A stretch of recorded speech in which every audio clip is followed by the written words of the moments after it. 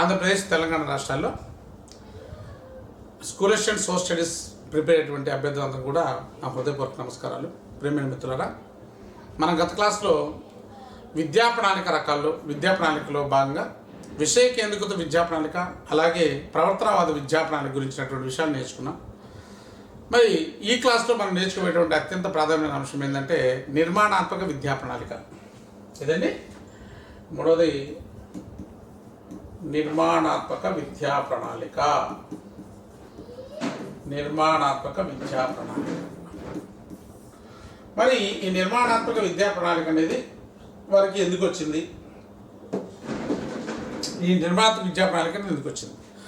మనకి తీసినట్టయితే ఈ యొక్క విషయ కేంద్రీకృత విద్యా ప్రణాళిక కానీ నిర్మాణాత్మక విద్యా ప్రణాళిక కానీ పిల్లల్ని సమగ్రంగా అభివృద్ధి చేయడంలో, పిల్లల్లో ఆలోచనాత్మక, విశ్లేషణాత్మక, సృజనాత్మకత నైపుణ్యాలను పెంపొందించడంలో ఈ రెండు రకాల కరికులమ్స్ అనేవి ఫెయిల్యూర్ అవ్వడం జరిగింది. అంటే విషయ కేంద్రీకృత విద్యా ప్రణాళిక ఒకటోది, విషయ కేంద్రీకృత విద్యా ప్రణాళిక ప్లస్ ప్రవర్తనవాద విద్యా ప్రణాళిక రెండు కూడా సక్సెస్ కాలేదు.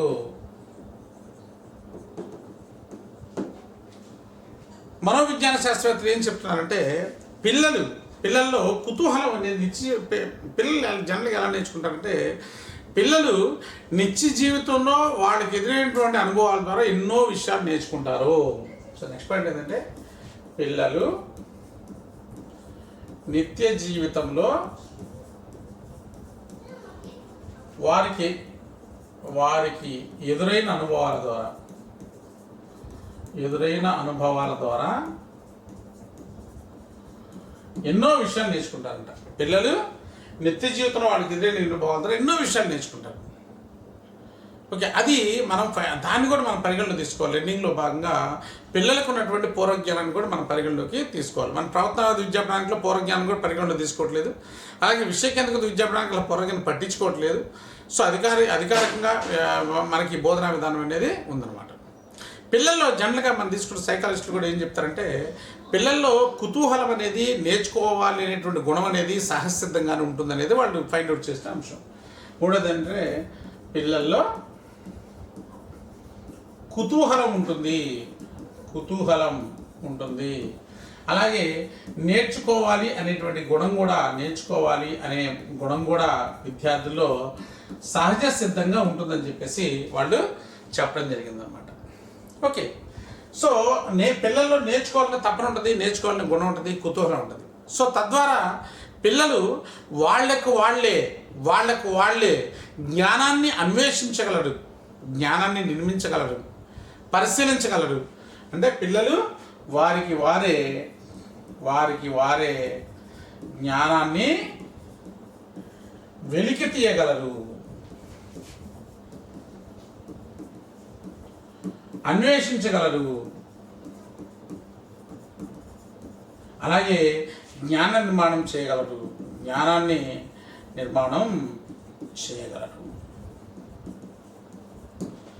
సో పిల్లలు వాళ్ళే జ్ఞానాన్ని వెలికి తీయగలరు, అన్వేషించగలరు, జ్ఞాన నిర్మాణం చేయగలరు అనేటువంటి కాన్సెప్ట్ అనేది మనోవిజ్ఞాన శాస్త్రవేత్తలు వాళ్ళని పరిశీలించిన తర్వాత వాళ్ళు ఫైండ్ అవుట్ చేస్తుంది అనమాట. పిల్లల్లో నిజ జీవితంలో కూడా ఎన్నో అనుభవాలతో నేర్చుకుంటాడు. అలాగే పిల్లల కుతూహలం ఉంటుంది, నేర్చుకోవాలనే గుణం ఉంటుంది. సో దీంతో వాళ్ళు ఈ కుతూహలం, నేర్చుకోవాలనేటువంటి ఆ గుణాన్ని బేస్ చేసుకొని వాళ్ళ జ్ఞానాన్ని వెలికి తీయగలరు, అన్వేషించగలరు, అలాగే జ్ఞాన నిర్మాణం చేయగలరు. మరి ఇది జరగాలంటే పిల్లలకి అభ్యాసంలో స్వేచ్ఛ ఉండాలి. ఏముండాలండి? అభ్యాసంలో స్వేచ్ఛ ఉండాలి. మనకి విషయ కేంద్రీకృత విద్యార్థులకు తీసుకుంటే అభ్యాసంలో స్వేచ్ఛ ఉండాలి. ఉపాధ్యాయుడు కూడా ఎలా ఉండాలంటే ఉపాధ్యాయుడు ఒక సహాయకుడుగా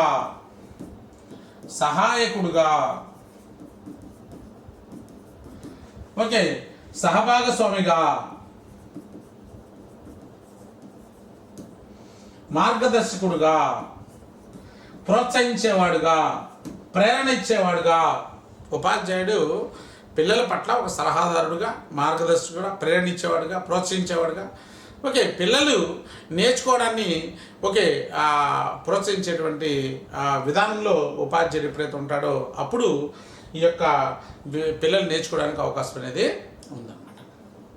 సో కాబట్టి చూడండి, అభ్యాసంలో స్వేచ్ఛ ఉండాలి, ఉపాధ్యాయుడు సహాయకుడిగా సహభాగస్వామిగా ఉండాలన్నమాట. సో ఎప్పుడైతే ఇలాగా అభ్యాసంలో స్వేచ్ఛ ఉండి ఉపాధ్యాయుడు సహాయకారిగా సహభాగి ఉంటాడో దాన్ని శిశు కేంద్రీకృత విద్యా ప్రణాళిక అంటారన్నమాట. శిశు కేంద్రీకృత విద్యా ప్రణాళిక అంటారు. అంటే విద్యావేత్తలు కూడా ఏం చేస్తున్నారంటే, అరే నాయన మనం విషయ కేంద్రీకృత విద్యా ప్రణాళిక కాదు మనం చూడాల్సింది, శిశు కేంద్రీకృత విద్యా ప్రణాళిక అనే దానికి ఇంపార్టెన్స్ ఇవ్వాలి. పిల్లల యొక్క వాడి నేచర్ మనం ఫైండ్ అవుట్ చేయాలి, వాళ్ళ లెర్నింగ్ అనేది ఎలా జరుగుతుంది దాన్ని మనం ఆలోచించగలగాలి. ఎప్పుడైతే అలా ఆలోచించగలమో అప్పుడు పిల్లవాడు మంచిగా నేర్చుకోవడానికి అవకాశం అనేది ఉంటుంది.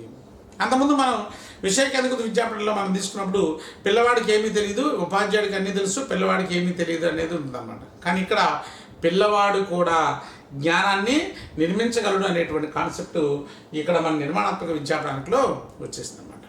కాబట్టి ఉపాధ్యాయుడు ఎప్పుడు కూడా ప్రేరణ ఇవ్వాలి పిల్లలకి. ఎప్పుడైనా ఉపాధ్యాయుడు ఎప్పుడైనా ప్రేరణ ఇచ్చేవాడుగా ఉండాలి. ఉపాధ్యాయుడు టీచర్ ఎప్పుడు కూడా ప్రేరణ ఇచ్చేవాడుగా ఉండాలన్నమాట. పిల్లల్లో జ్ఞానాన్ని వెలికి తీసే శక్తి సహజంగానే ఉంటుంది. పిల్లల్లో జ్ఞానాన్ని వెలికి తీసే శక్తి సహజంగానే ఉంటుంది. కాబట్టి జ్ఞానాన్ని వెలికి తీసే శక్తి పిల్లల్లో మనకి సహజంగా ఉంటుంది. కాబట్టి మనం ఏం చేయాలి, దానికి సంబంధించినటువంటి విషయాల మీద ఫోకస్ చేసి పిల్లవాడు జ్ఞానాన్ని ఏ విధంగా వెలికి తీసుకోవడానికి అవకాశం ఉందో వాటి మీద మనం ఫోకస్ అనేది చేయాలన్నమాట. సో కాబట్టి ఈ విధంగా పిల్లవాడు సహజంగా నేర్చుకునేటువంటి అంశాల మీద మనం ఎక్కువగా ఫోకస్ అనేది చేస్తే పిల్లవాడు బాగా నేర్చుకోవడానికి అవకాశం ఉంది. కాబట్టి టోటల్గా ఈ నిర్మాణాత్మక అభ్యసన విధానంలో ఏం చెప్తున్నారంటే, జ్ఞానం పొందడం అనేది ఫస్ట్ దీంట్లో మెయిన్ కాన్సెప్ట్స్, ముఖ్యాంశాలుగా మనం ఏం చెప్పుకోవచ్చు అంటే, జ్ఞానం అనేది ఉపాధ్యాయుడు ఇచ్చేది కాదు. అంతకుముందు మనం ఏం చెప్పుకున్నాం, జ్ఞానం అనేది ఉపాధ్యాయుడు ఇవ్వాలని చెప్పుకున్నాం కదా. ఉపాధ్యాయుడు ఇచ్చేది కాదు, జ్ఞానం అనేది విద్యార్థి తనకు తానే అన్వేషించి పరిశోధించి తెలుసుకునేది అని చెప్పేసి చెప్పడం జరిగిందనమాట. సో టోటల్గా దీన్ని కంక్లూజన్కి వచ్చారు. అంతకుముందు ఏం చెప్పారు, ఉపాధ్యాయుడే జ్ఞానం ఇవ్వాలని చెప్పేసి, ఇప్పుడు జ్ఞానం అనేది ఉపాధ్యాయుడు ఇచ్చేది కాదని చెప్పి చెప్తున్నారు. నెక్స్ట్ రెండోది ఏమన్నా జ్ఞానం పొందడం అనేది ఒక ప్రక్రియ. పొందడం అనేది ఒక ప్రక్రియ ఇస్ అ ప్రాసెస్. అనేక రకాల జ్ఞానం పొందడంలో అనేక రకాల అంశాలు ఉంటాయి. పిల్లవాడి యొక్క నిజ జీవిత అనుభవాలు ఉంటాయి, పిల్లవాడి యొక్క పూర్వానుభవాలు ఉంటాయి. అన్ని రకాల అంశాలని బేస్ చేసుకుని జ్ఞానాన్ని పొందడం అనేది జరుగుతుంది అనమాట. నెక్స్ట్ మూడవది తీసుకుంటే, పిల్లవాడి యొక్క లెర్నింగ్ అనేది ఎప్పుడు కూడా పూర్వ అంశాలను బేస్ చేసుకొని, పూర్వ అంశాలు ఆధారంగా నూతన జ్ఞానాన్ని నిర్మించుకుంటూ ఉంటాడు. పిల్లవాడు పూర్వ జ్ఞానం ఆధారంగా నూతన జ్ఞానాన్ని నిర్మించుకుంటాడు. ఇప్పుడు ఫర్ ఎగ్జాంపుల్ మనకు సైకిల్ తొక్కడం వచ్చింది అనుకోండి, ఆటోమేటిక్గా స్కూటర్ తోలడానికి అవకాశం అనేది ఉంటుంది అనమాట. సో కాబట్టి మనకి ఒక పని మనం చేస్తున్నామంటే దానికి సంబంధించి పూర్వ జ్ఞానానికి ఎక్కువ ఇంపార్టెన్స్ ఇవ్వాలి. పిల్లవాడి యొక్క పూర్వ జ్ఞానం ఏంటనేది ఉపాధ్యాయుడు ఇక్కడ తెలుసుకోగలిగినప్పుడు, పిల్లవాడి యొక్క పరిస్థితి ఏంటనేది ఉపాధ్యాయుడు ఇక్కడ తెలుసుకోగలిగినప్పుడు తప్పనిసరిగా పిల్లలకి ఒక మంచి ఎడ్యుకేషన్ ఇవ్వడానికి మనకు అవకాశం అనేది ఉంటుందన్నమాట. సో కాబట్టి పూర్వ అంశాలను ఆధారంగా చేసుకుని విద్యార్థి నూతన అంశాన్ని తెలుసుకుంటారు. ఈ నేర్చుకోవడం కూడా ఎలా ఉంటుందంటే, మూర్త అంశాల నుంచి అమూర్త అంశాలకి ఉంటుందన్నమాట. మూర్త అంశాల నుంచి అమూర్త అంశాల వైపు పిల్లవాడి యొక్క నేర్చుకోవడం అనేది ఉంటుందని చెప్పేసి మనోవిజ్ఞాన శాస్త్రవేత్తలు చెప్పారు. విద్యార్థికి ఈ నిర్మాణాత్మక విధానంలో విద్యార్థి సొంతగా జ్ఞానాన్ని ఎక్వైర్ చేయాలంటే పిల్లవాడికి అనేక అంశాల పట్ల పరస్పర ప్రతిచర్యలు అనేవి జరగాలి. అంటే ఓ విద్యార్థికి అలాగే విద్యార్థికి మధ్య, అలాగే విద్యార్థికి ఉపాధ్యాయుడి మధ్య, అలాగే విద్యార్థికి సమాజం మధ్య, ఎప్పుడైతే ఈ మూడింటి మధ్య పరస్పర ప్రతిచర్యలు అన్నమాట, ఇంటరాక్షన్ అన్నమాట. జ్ఞాన నిర్మాణంలో డిస్కషన్స్కి ఎక్కువ ఇంపార్టెన్స్. అందుకే మనం విద్యా ప్రమాణాలు సాధించే క్రమంలో కూడా బోధన కంటే చర్చలకు ఎక్కువ ఇంపార్టెన్స్ ఇవ్వాలి, ఇంటరాక్షన్కి ఎక్కువ ఇంపార్టెన్స్ ఇవ్వాలి. ఓకే, పిల్లలు విద్యార్థి ఇంటరాక్ట్ అయ్యే విధంగా మనం అవకాశం కల్పించాలి. అందుకే మనం విద్యా ప్రమాణాలలో కూడా వాళ్ళని గ్రూపులుగా డివైడ్ చేయడం కానీ, వాళ్ళు తెలియని విషయాన్ని చదవటం కావచ్చు, ఓకే, అండర్లైన్ చేయడం కావచ్చు, వాళ్ళతో డిస్కస్ చేయడం కావచ్చు, కొత్త విషయాలు తెలుసుకోవడం కావచ్చు, ఇవన్నీ కూడా మనకి విద్యా ప్రమాణ సాధనలో మనం చెప్పుకోవడం జరిగింది. అలాగే విద్యార్థి ఉపాధ్యాయుడితో జరిగే ఇంటరాక్షన్. ఓకే, నెక్స్ట్ అలాగే విద్యార్థి సమాజంతో జరిగే ఇంటరాక్షన్ అనమాట.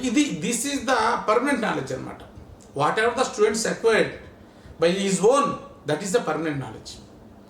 Whatever we are teaching in classroom, that is not a permanent knowledge అనమాట. సో కాబట్టి పిల్లలు ఓకే వాళ్ళే జ్ఞానం నిర్మించుకుంటారు. ఓకే, వాళ్ళ పురాణాల ద్వారా తెలుసుకుంటారు. ఓకే, వాళ్ళు మూర్తం నుంచి అమూర్త విషయాలకి నేర్చుకుంటారు. జ్ఞానం అనేది ఒక ప్రక్రియ, అనేక అంశాలు దాంట్లో దాగి ఉంటాయి. పిల్లవాడికి కుతూహలం ఉంటుంది, నేర్చుకోవాలని తపన ఉంటుంది. ఓకే, వాడికి స్వేచ్ఛ ఇవ్వాలి, ఉపాధ్యాయుడు ప్రోత్సహించాలి.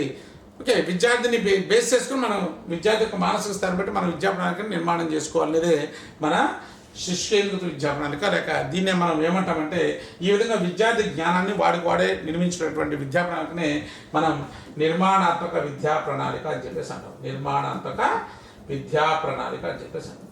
మరి ఈ నిర్మాణాత్మక విద్యా ప్రణాళిక అనేది మనం ప్రజెంట్ తీసుకున్నట్లయితే మనం 2005 ఏదైతే నేషనల్ కరికులం ఫ్రేమ్వర్క్ అనుకుంటున్నామో, ఈ 2005 నేషనల్ కరికులం ఫ్రేమ్వర్క్ కూడా నిర్మాణాత్మక విద్యా ప్రణాళిక కిందకే వస్తుందన్నమాట.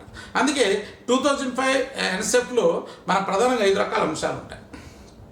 ఏంటంటే పిల్లవాడి తరగతి జీవనాన్ని సమాజంతో అనుసంధానం చేయడం ఒకటోది. రెండోది పాఠ్య విషయాలతో పాటుగా సహపాఠ్య విషయాలకు ప్రాధాన్యత ఇవ్వడం. మూడోది బట్టి విధానం నిరుత్సాహపరిచి అర్థవంతమైన అభ్యసనకు అవకాశం కల్పించడం. నాలుగోది పరీక్షా విధానాన్ని సరళీకృతం చేసి విద్యార్థి సొంతంగా రాసేటువంటి అవకాశాలు కల్పించడం. ఐదోది భారత రాజ్యాంగ విలువలకు అనుగుణంగా ఒకే విద్యా విధానం ఏర్పాటు చేయడం అనే 5 రకాల అంశాలు ఎన్ఎస్ఎఫ్లో ప్రధానంగా మనం చెప్పుకోవడం జరుగుతుంది. సో ఇప్పుడు ఇక్కడ కూడా మనం ఏమంటున్నామంటే, ఫస్ట్ ఏంటంటే విద్యార్థి తరగతి జీవనాన్ని సమాజంతో అనుసంధానం చేయాలి. ఇక్కడ నిర్మాణాత్మక అభ్యాసం ఏం చెప్తుంది? విద్యార్థితో నాలెడ్జ్ రావాలంటే విద్యార్థిని సమాజంతో ఇంటరాక్ట్ చేయించాలి. ఫర్ ఎగ్జాంపుల్ మన భారతదేశంలో వ్యవసాయం పాఠం చెప్తున్నాం అనుకోండి. ఈ భారతదేశంలో వ్యవసాయమైనటువంటి పాఠ్యాంశాన్ని విద్యార్థికి అంతకుముందు ఉపాధ్యాయుడు చెప్పేవాడు. విద్యార్థి ఇది నేర్చుకోవాలని చెప్పేసి విషయ కేంద్రిత విద్యా ప్రణాళికలో ఉపాధ్యాయుడు డిసైడ్ చేసేవాడు. తర్వాత ప్రవర్తనవాద విద్యా ప్రణాళిక వచ్చేసరికి కొన్ని లక్ష్యాలను ఏర్పాటు చేసుకుని బోధన చేసేవాడు.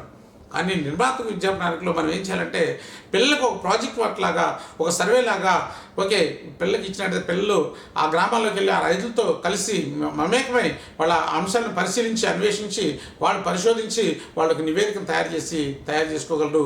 That type of knowledge is the permanent knowledge అనమాట.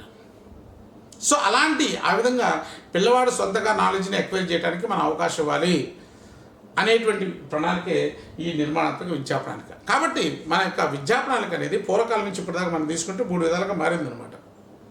పూర్వకాలంలో తీసుకుంటేనేమో విషయ కేంద్రీకృత విద్యా ప్రణాళిక ఉంది.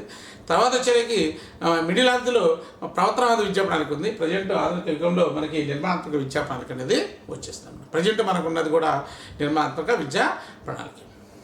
సో కాబట్టి ఈ నిర్మాణాత్మక విద్యా ప్రణాళిక అనేది పిల్లవాడి యొక్క మనస్తత్వానికి సంబంధించి వాడి లెర్నింగ్ గురించినటువంటి విషయాలు మనం ఎప్పుడైతే మనం అర్థం చేసుకుంటామో, వాడిని ఎప్పుడైతే లెర్నింగ్లో ప్రోత్సహిస్తామో, వాడికి అభ్యాసంలో స్వేచ్ఛ ఇస్తామో, అప్పుడు వాడే నేర్చుకోవడానికి అవకాశం అనేది ఉంటుంది అనేది ఈ కన్స్ట్రక్టివిజం చెప్తుంది అనమాట. So children's construct their own knowledge by their own activities అనమాట.